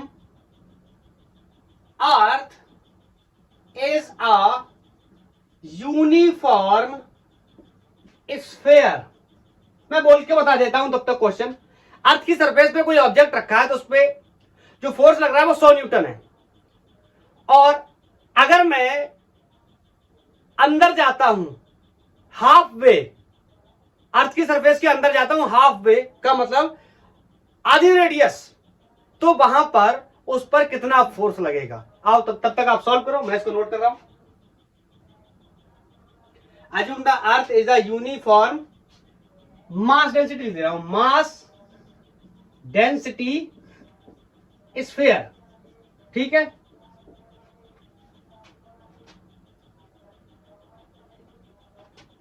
how much would the body weigh, कहां पर, half way down, mark the word, not above, down, नीचे जा रहा है, डाउन ऑफ अर्थ, अर्थ में अंदर जा रहा है। If wait at surface is 100 Newton. बोलो, काफी आसान होना चाहिए मेरे लिए। मैं यहां पर एक पिक्चर बना देता हूं। यहां पर जब रखा है तो उसका वेट कितना, 100, और अर्थ की सरफेस के अंदर चला गया, अर्थ के अंदर चला गया, कितनी दूरी पे मेंशन है, d इक्वल टू r/2। बोलो, करो ट्राई, 1 2 3 कर लिया। चलो मैं बताता हूं। तो g dash is equal to g 1 minus d upon r, यह रिलेशन होता है। इसमें मेरे को पता है d इक्वल टू r/2 पे अंदर गया, क्वेश्चन ने मेंशन किया, तो मैं यहां पर निकाल लेता हूं, d की वैल्यू रख देता हूं r/2 अपॉन r। इससे ये मर गया, ये 1 है, और ये कितना बचा, हाफ। 1 में से हाफ जाएगा तो क्या बचेगा, हाफ। 1 प्लस का, इसलिए हाफ भी कैसा आएगा, प्लस का। तो g dash is equal to g/2। Is that clear? और वेट क्या होता है, mg। अंदर जाने पे g तो नहीं रह जाएगा, g डैश हो जाएगा, और इस g डैश की वैल्यू कितनी है, g/2, और इसकी वैल्यू पहले से पता है कितनी, 100/2। इट मींस अंदर जाने के बाद 50 न्यूटन का फोर्स आने वाला। mg, अरे यार यहां पर रखा है जब कोई ऑब्जेक्ट तो mg ही तो वेट होता है, और वेट mg कितना दे रखा है क्वेश्चन में, 100 न्यूटन। बोलो, 100 न्यूटन था जब सरफेस पे था, और अर्थ में डी डेप्थ, अर्थ में चला गया r/2 डेप्थ, तो कितना वेट रह गया, 50 न्यूटन। चलो, अब वही क्वेश्चन जो मैंने हुक किया था उसकी बात करेंगे। आप चाहो तो अब उसका सॉल्यूशन भी बना सकते हो। तब तक मैं वो क्वेश्चन नोट करूं क्या, आधी इंफॉर्मेशन नोट कर दे रहा हूं। क्वेश्चन तो मैंने हुक किया हुआ ही था, जो रिक्वायर्ड इंफॉर्मेशन है उसको मैं नोट कर दे रहा हूं। क्वेश्चन कह रहा था कि मैं अर्थ के रोटेशन को बढ़ा रहा हूं, तो नया टाइम पीरियड क्या हो जाएगा? जो 24 घंटे का दिन होता है, नया टाइम पीरियड क्या हो जाएगा if rotation of earth is increasing. और एक इंपॉर्टेंट बात दे रखी थी कि इक्वेटर पर जी की वैल्यू कितनी होने वाली है? 0 होने वाली है। That question was from also DC Pandey. तो क्वेश्चन लिखा हुआ है, मैंने बोल के भी बता दिया, कर दूं डायरेक्ट। तो बताओ, जी dash is equal to ji minus are omega square. ये जी की वैल्यू होती है कहां पर? At equator. पता है ना, अभी अभी तो निकाल के आए, 1 मिनट भी नहीं हुआ है। और क्वेश्चन ने कहा है कि जी डैश क्या है? 0 इक्वेटर पर। क्वेश्चन की लैंग्वेज को आप पढ़ लो फिर से, उसमें लिखा हुआ है कि जी डैश कितना है? 0। तो अगर मैं जी डैश को 0 ले लूंगा, मैं यहां मेंशन कर दे रहा हूं, जी डैश इज 0 कहां पर? At equator, according to the problem. ठीक है, तो 0 equal to ji minus are omega square. यहां से मेरे को पता चलता है कि ओमेगा इक्वल टू, इतना तो कर ही लोगे, जी अपॉन आर। क्वेश्चन ने कहा जी की जरूरत पड़ जाए 10 मीटर पर सेकंड स्क्वायर रख लेना, आर की जरूरत पड़ जाए 6400 किलोमीटर रख लेना। बोलो मेरे को, लेकिन ये तो चाहिए नहीं, मेरे को तो टाइम पीरियड चाहिए।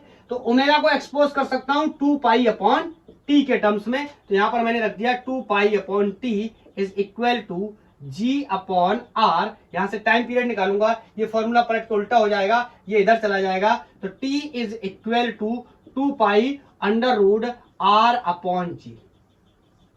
एल्जेब्रिकली ये हमारा आंसर हो गया, ये होगा नया टाइम पीरियड। लेकिन वो गणित के नंबरों में पूछ रहा है कि मतलब कितना बड़ा दिन रह जाएगा, तो इसके बारे में भी मैं बात कर सकता हूं।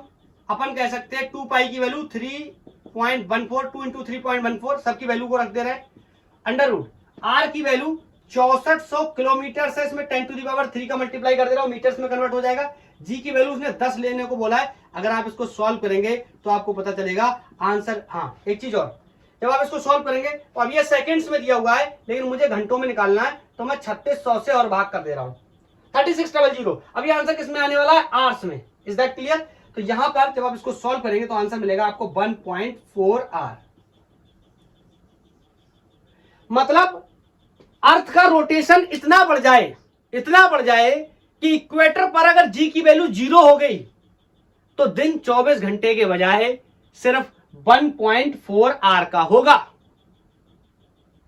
समझे? मजे ही मजे हैं, छोटा दिन उठते ही निकल जाएगा। बोलो समझ गए? लेकिन रिक्वायर्ड कंडीशन क्या है कि जी की वैल्यू इक्वेटर पर 0 कर दी। हाँ अगर हम जी की वैल्यू को ना भी 0 करें, जी की वैल्यू कुछ ना कुछ दे देता है अगर सवाल, तो भी क्या होगा? रोटेशन अगर बढ़ेगा अर्थ का तो ऑफकोर्स टाइम पीरियड पे क्या पड़ेगा? फर्क पड़ेगा। आपके दिमाग में कंफ्यूजन तो नहीं है ना? रोटेशन बढ़ने का मतलब क्या है? टाइम पीरियड का घटना। कोई तेज तेज चल रही है, इसका मतलब क्या है? कम टाइम लेगी। कोई चीज तेज घूम रही है, इसका मतलब क्या है?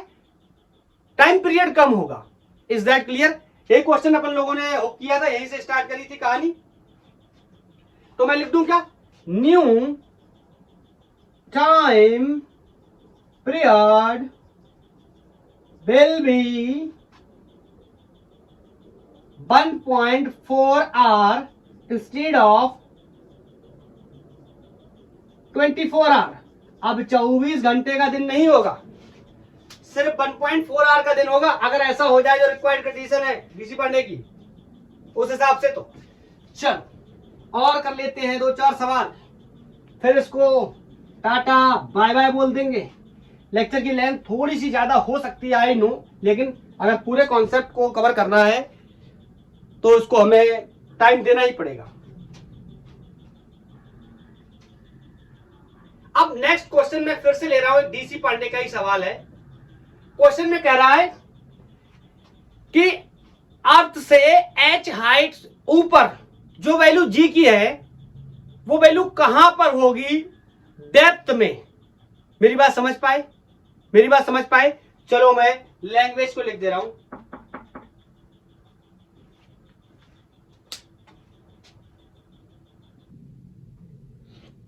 लिख लेंगे question, at what depth below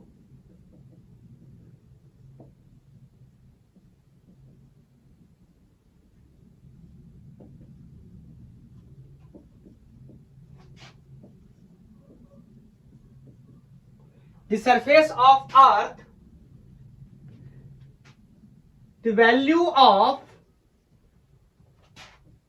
acceleration due to gravity is same as the value at h equal to r above the surface of earth. ठीक है,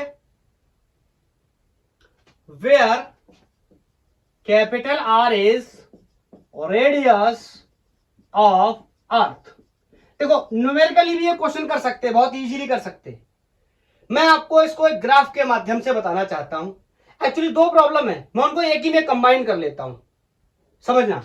मैं यहां पर एक चीज और आपको बताता हूं, g dash versus d and g versus h graph को बना करके फिर मैं इस क्वेश्चन को उसी में मर्ज कर दूंगा। ध्यान से सुनना, अगर मैं यहां पर ऐसे रख दूं, यहां पर मैं रख रहा हूं क्या, जी डैश और जी, ठीक है, और ये कहानी कुछ ऐसे होने लगी, थोड़ा सा ये बैंड कर गया है, ऑफ कोर्स बैंड नहीं करना चाहिए, ओके। और बोलो ये क्या है, इधर मान ले रहा हूं मैं डी और इधर मान ले रहा हूं मैं एच, मतलब सरफेस के बाहर जा रहा हूं, सरफेस के अंदर, और यहां पर जी की वैल्यू कितनी होगी, 0। अरे बाई एक्सिस का एक्स एक्सिस पे कोलैप्स हो गया, जी का कितना होगा, 0। तो ये पॉइंट कौन सा हो सकता है, डी इक्वल टू आर, सबको पता है, सेंटर पर। और यहां पर जी की वैल्यू क्या हो गई, मैक्सिमम, और आपको पता है जी की वैल्यू मैक्सिमम कहां होती है, छोटू r is equal to capital are, मतलब सरफेस। या मैं ऐसा भी बोल सकता हूं, जहां डी क्या है 0, या जहां एच भी क्या है 0, मतलब बाहर ना जाए सरफेस के और अंदर भी ना आए तो भी वैल्यू क्या होगी, मैक्सिमम। और जैसे मैं बाहर निकलूंगा, सबको पता इस तरीके की ट्रेजेक्टरी बन जाएगी जी की। बोलो क्लियर है, कोई डाउट है, होना भी नहीं चाहिए। अब ये क्वेश्चन पिक्चर में आता है, यहां पर मैं चाहूं तो ऐसे बता देता, या इस ग्राफ के माध्यम से भी मैं बता सकता था, ये भी एक क्वेश्चन है डीसी पांडे का ही। अब मैंने यहां पर एक बात ऑब्जर्व करी, जैसे मान लो किसी एक पॉइंट पे यहां पर और यहां पर, ये एक पॉइंट है जहां पर जी की वैल्यू क्या है, सेम है, ऐसे भी बोल सकता हूं मैं। थोड़ा टेढ़ा हो गया हो तो माइंड मत करना, मैंने ऐसे मार्क किया है कि जी की वैल्यू इस पॉइंट पे क्या है, सेम है। बोलो इन दोनों पॉइंट्स पे जी की वैल्यू सेम है। ये डिस्टेंस कितनी है, आर, कहां से लाया मैं, क्वेश्चन ने कहा कि एच क्या है, आर, तो मतलब ये वो पॉइंट है जहां small H is equal to capital R, surface के बाहर की कहानी है, ये एच ले रखा है। तो यहां पर यही तो क्वेश्चन है, डी की वैल्यू कितनी होगी, चाहे ऐसे समझ लो इस प्रॉब्लम से, चाहे इस ग्राफ से समझ लो। तो कैसे निकालेंगे, दोनों के एक्सप्रेशन लिख देते हैं, जनरल एक्सप्रेशन। तो बोलो जी डैश इज इक्वल टू जी, ऐसे लिख दूं। अब यार जी तो लिखना अच्छा नहीं है, इसको भी जी डैश लिख दूंगा, दोनों एक जैसे हो जाएंगे। बोलो तो अर्थ के सरफेस के अंदर जब मैं जाता हूं तो वहां पर value G 1 minus D upon are इस तरीके से चेंज होती है। बोलो और जब मैं सरफेस के बाहर जाता हूं तो g upon 1 plus h upon are, इस तरीके से चीजें चेंज होती है ग्रेविटी के टर्म्स में। इज दैट क्लियर, ये जी डैश जी अलग अलग लिख लिए, कोई दिक्कत नहीं। अब बताओ यहां पर एक इंफॉर्मेशन मेरे को गिवन है कि H is equal to R है, चाहे यहां से समझ लो चाहे इस क्वेश्चन से समझ लो। यहां से समझने का मतलब इस ग्राफ में दो पॉइंट्स ही ऐसे हैं जहां पर जी की वैल्यू क्या है, सेम है। यहां पर क्वेश्चन के माध्यम से बताइए कहां पर, तो ये भी सोल्यूशन बन रहा है, इसका भी सोल्यूशन बन रहा है। क्लियर, तो समझे, ये जी से जी मर गया, और ये यहां पर एक चीज मेरे को दे रखी है एच इक्वल टू आर, तो यहां पर मैं कितना डाल दूंगा, आर डाल दूंगा। तो 1 minus D upon R is equal to 1 upon 1 plus R upon are का स्क्वायर। अब ये मर गया तो 1 बचा, और 1 और 1 जुड़ के कितना हो गया 2, तो 2 का स्क्वायर कितना हो गया 4, तो ये कितना हो गया 1/4। तो 1 minus D upon R is equal to 1/4। बोलो अब इसको सॉल्व करना बहुत आसान है, इस फंक्शन को उधर ले जाएंगे, यहां पर देखते हैं, इसको उधर ले जाएंगे प्लस हो जाएगा, इसको उधर ले जाएंगे माइनस हो जाएगा, तो 1 माइनस 1/4 is equal to D by R. एक में से एक पौआ चला गया, कितने बचे? 3 पौए। एक में से एक पौआ जाएगा तो कितना बचेगा? 3 पौए। 1 में से 1/4 गया तो कितना बचा? 3/4। 3/4 d अपॉन r। अब मैं इसको फाइनलाइज करके यहां लिख दे रहा हूं। यहां से मेरे को d की वैल्यू निकालनी है, तो d की वैल्यू मेरे को मिल जाएगी, d is equal to 3/4 times of r। यहां से एक कंक्लूजन मैं आपको और भी बताना चाहता हूं, मतलब अर्थ की सरफेस के जब मैं ऊपर गया तो जो g की वैल्यू नीचे जाने पे बराबर हुई वो इस दूरी पे बराबर हुई। मतलब जब मैं अर्थ के बाहर रेडियस के बराबर चल गया तो जो वैल्यू g की हुई थी अंदर जाने पे सिर्फ 3/4 चलने पे ही बराबर हो गई। Is that clear? समझ पाए मैं क्या बताना चाहता हूं?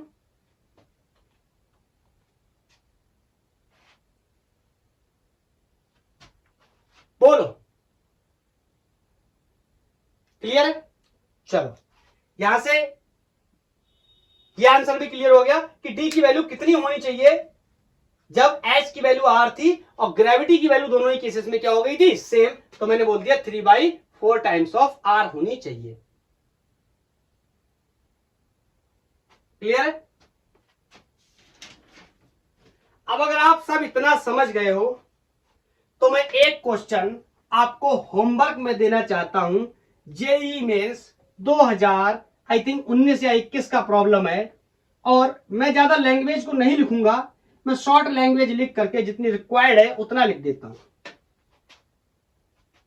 जेईई 2021 ऐसे बता देता हूं आपको कि हमारे सोलर सिस्टम में बहुत सारे प्लैनेट हैं, तो एक प्लैनेट कोई ऐसा है जिसका मास अर्थ के मास से 2 गुना है।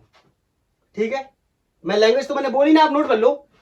There are many planets in the solar system, there are planet which have the mass double the mass of the earth, and density of the planet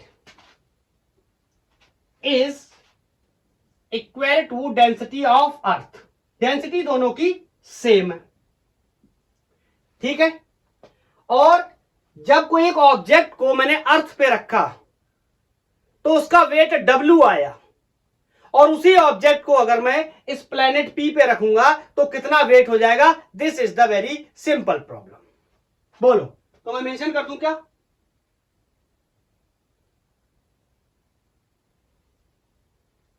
चलो इसको लिख दे रहा हूं। If an object of weight W at the surface या at the earth, what will be the weight of same object? same object का मतलब same mass, same object at planet P, जो भी मैंने मान के रखा है। मैं 4 ऑप्शन आपको दे देता हूं। Option A is W, option B is 2W, option C is 2 to the power 1/3W, and option D को कर लेते हैं √2W। W बाहर, ठीक है, √2W। ठीक है, ये क्वेश्चन जेईई मेंस 2021 में पूछा गया।